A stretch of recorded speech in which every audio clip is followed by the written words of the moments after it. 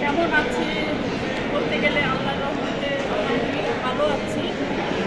তবে দিনকাল তো খুব একটা ভালো যাচ্ছে না, এই জন্য যে আমার হাজব্যান্ড ডিসেম্বরের 6 তারিখে ইন্তেকাল করেছেন। তো খুব একটা ভালো থাকার কথা না, যেহেতু আমি একজন অ্যাক্ট্রেস, সেহেতু আমাদের এই ইফতার পার্টিগুলো জয়েন করতে হয়, আসতে হয়। সেহেতু মন হাজার খারাপ থাকলেও আসতে তো হবে, যেহেতু আমি ইন্ডাস্ট্রিতে বহু বছর কাজ করেছি।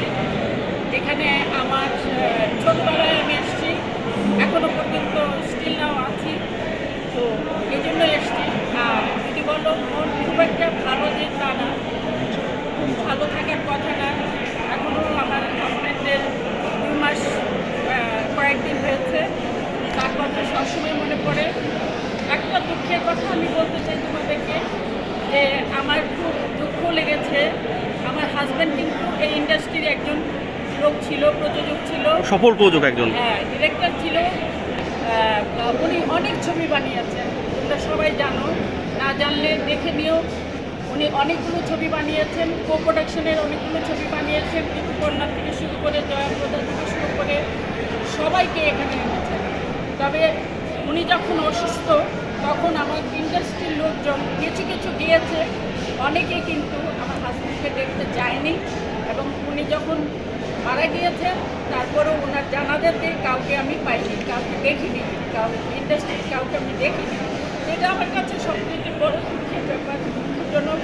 যে একটা জেমস গ্রুপ বলতে যে 4 জনকে বোঝায়, সে 4 জন হলো জসিম, আমান, বাবুল, গুই, মাহবুব আলম গুই, 4 জন ছিল। 4 জনের মধ্যে আমার হাজব্যান্ড 3 নম্বর, উনি মারা গেছেন। এখন আল্লাহর রহমতে আমার ভাই বেঁচে আছেন।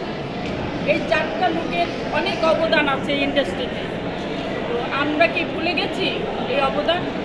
আমরা কি ভুলে যাব যে এই লোকগুলো যে এতগুলো ছবি বানিয়েছে, এতগুলো ছবি, ভালো ভালো ছবি উপহার দিয়েছে, তারা যখন বেঁচে থাকে তখন তো সবাই বন্ধু, সবাই সাথে থাকে।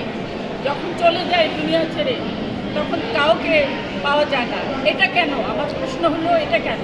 আমি আজকে নতুন, আজকে আমার ইন্টারভিউ নেওয়া হচ্ছে, আমি বেঁচে আছি, নেওয়া হচ্ছে। আমি মরে গেলে কালকে একটা ছবি ছাপা হবে কয়েকটা পেপারে, এইটুকুই।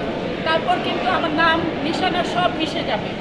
আমি চাই না কোনো শিল্পী, কোনো প্রযোজক, কোনো ডিরেক্টর, আমাদের ইন্ডাস্ট্রির যত লোকজন আছে, তারা এই ইন্ডাস্ট্রিকে ভালোবেসেই ইন্ডাস্ট্রির জন্য জীবন দিয়েছে, জীবন চলে গিয়েছে। তাদের সকলকেই স্মরণ করা উচিত। সারা জীবন যতদিনই তোমরা থাকো, তোমাদের পরের জেনারেশন যারা আছে, তাদেরকে তোমরা এই মেসেজটা দিয়ে যাবে। সারা জীবন যেন এই লোকগুলোর কথা তারা লেখে, বলে। দীর্ঘ ক্যারিয়ারে আপনার কোনো অপ্রাপ্তি আছে কি না? অনেক বছর কাজ করেছেন, এখন কাজও কম, আপনাদের ওভাবে সিনিয়রদের হিসেবে মূল্যায়ন হয় না, খোঁজখবর নেয় না, সেই জায়গাতে কোনো অপ্রাপ্তি আক্ষেপ আছে কি না?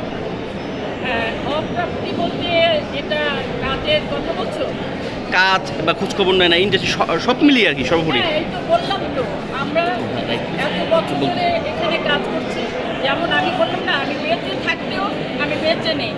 কারণ এই কোনো অনুষ্ঠান হলে সবাই জিজ্ঞেস করে, দেখা করে, কিন্তু কেউ কিন্তু এমন একটা লোক নেই ফোন করে যে আমার হাজব্যান্ড মারা গেছে, কেমন আছি, কী অবস্থায় আছি, কেউ কিন্তু খবর নেই। অবশ্যই আক্ষেপ, আমার আক্ষেপ আছে।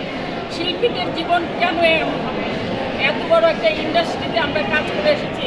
আমি তো আজকে থেকে কাজ করিনি, আমার 52 বছরের ইন্ডাস্ট্রির জীবন, লাইফ আমার।